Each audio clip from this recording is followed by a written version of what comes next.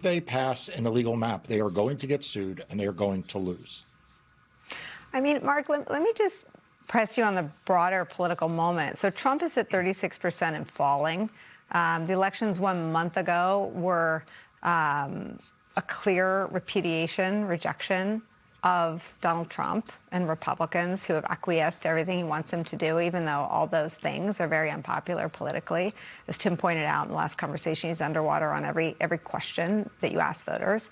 And you have Marjorie Taylor Greene, who said what used to be the quiet part out loud, that she knows that if she were to stay in Congress, Republicans would lose, Donald Trump would be impeached, and she'd be asked to defend the indefensible. How successful could even their wildest redistricting fantasies be in this worsening political climate?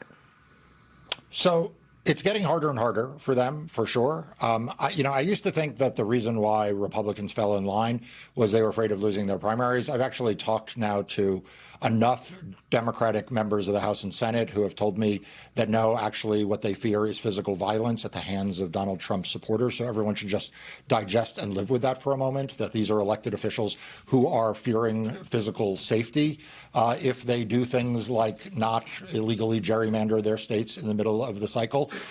But as Donald Trump's poll numbers fall, as he becomes less popular, as they have more close scares or actual scares, we're just going to see his tactics get more and more authoritarian, worse and worse for democracy. That means more extreme forms of gerrymandering. It means more extreme forms of voter suppression.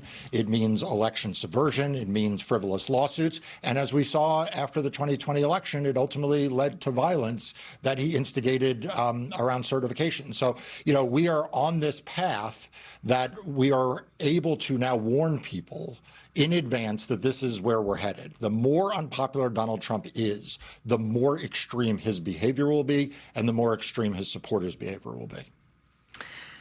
Tim Miller, earlier in this hour, I played the threats that Senator Alyssa Slotkin released that she's received since making this video, telling men and women of the military not to obey an illegal order.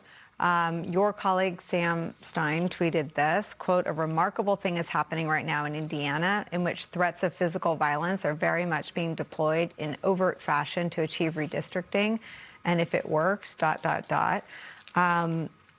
The three of us have been on the air covering heinous acts of political violence against Speaker Pelosi's husband, Paul Pelosi, the assassination of Charlie Kirk, the attempts on Donald Trump's life, the attacks after the 2020 election, the shootings in New Mexico. I mean, the litany of acts of political